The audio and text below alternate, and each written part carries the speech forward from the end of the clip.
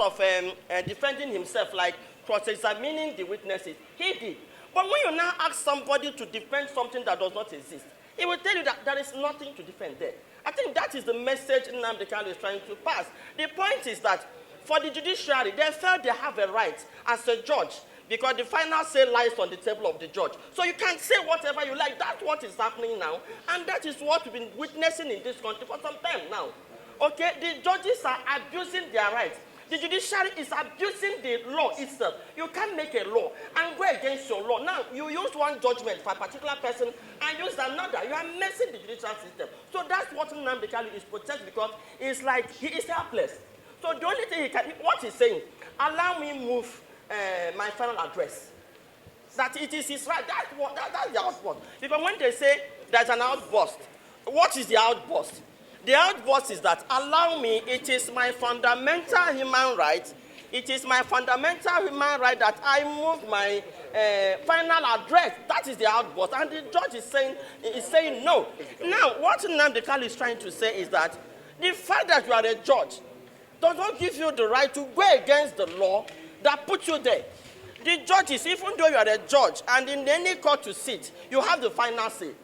But something gave you the power to have that final say. You cannot go against the law that gave you the power to sit in a court and pass judgment. So that's the outburst. That's what Nnamdi Kanu is challenging right now. Is this a tribal issue? Because Kanu's brother is saying the Yorubas are against the Igbo. Exactly. In fact, I made mention it in court. It's like the Yoruba nation and the Igbo nation are at war with each other. If you look at what is happening, you look at a government that will engage terrorists, the original terrorists that have killed before, and they say that they are now repentant. I mean, terrorists that will come out in broad daylight and claim responsibility for deaths, and they say they have forgiven them.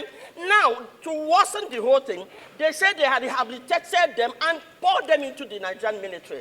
And how can the insecurity stop? Now, Nnamdi Kanu, go and listen to all the broadcasts of Nnamdi Kanu from 2014 till now.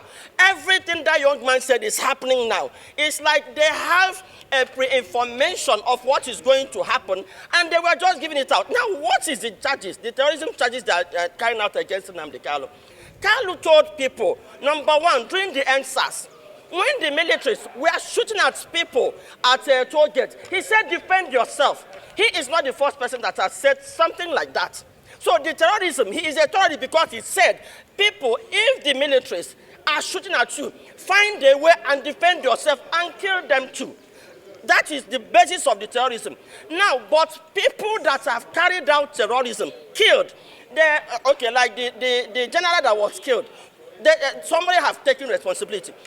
IPOP have never taken responsibility for any crime. In fact, what they keep saying is that we are not responsible. Nigerian security, do your job. In fact, they went as far as, in order to blackmail IPOP, did you know that the federal government engaged a Muslim jihadist in the person of Asede Kibo to go and guide Southeast? Did you know that the federal government, they broke a jail in Imo State, carried all the criminals, handed them over to Asede Kibo.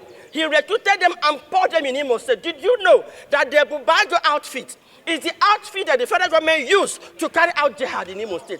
And now what they were doing is that when they caged the media in Imo State, because when I confronted the media, why don't you report what is happening? They said they are caged, that they will only wait until the police release their report. It is based on the police report that they will write their own report. They caged it. They will perpetrate this act. The next thing you will hear is IPOP. Now, who are these IPOP? You say IPOP. IPOP say it is not us.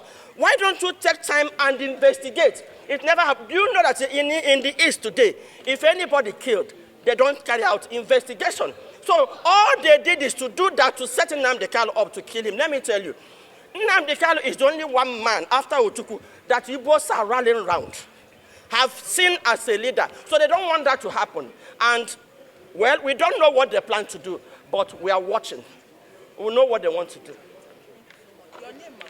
My name is Lolo Nneka Chimeze. I'm the president of Igbo Women Assembly. The world.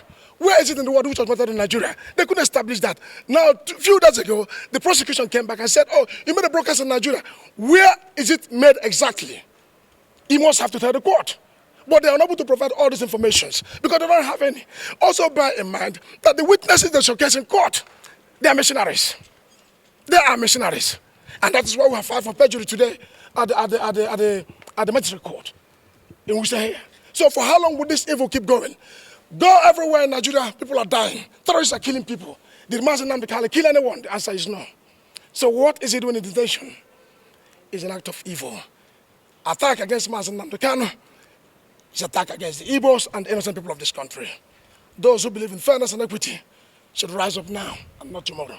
I speak against it. Thank you so much. Thank you. You just heard from the brother of Nnamdi Kanu, that is person of Emmanuel Kanu.